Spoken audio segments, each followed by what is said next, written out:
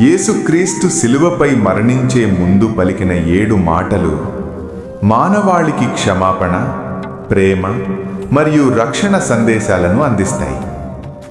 ఇవి క్షమాపణ, మోక్షం, సంబంధం, పరిత్యాగం, బాధ, విజయం మరియు పునఃకలలికలను సూచిస్తాయి. వారి త్యాగాన్ని తెలియజేస్తాయి. శిలువపై యేసు పలికిన 7 మాటలు: తండ్రి, వీరేమి చేయుచున్నారో వీరికే తెలియదు గనుక వీరిని క్షమించుము.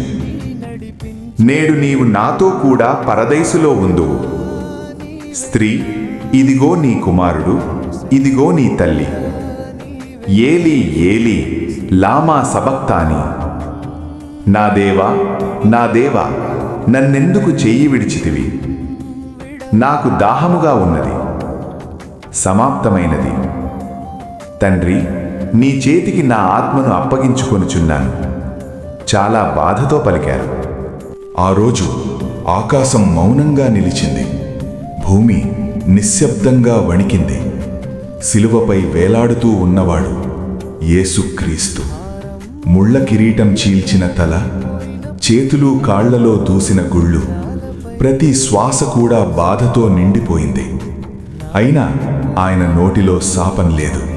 హొసన్నా అన్నవారే సిలువ వేయండి అన్నారు. శిష్యులు పారిపోయారు. ఒంటరితనం సిలువ కన్నా భారమైంది. లోక పాపాలన్నీ ఆయనపై పెట్టబడ్డాయి. ఆకాశం మౌనమైంది.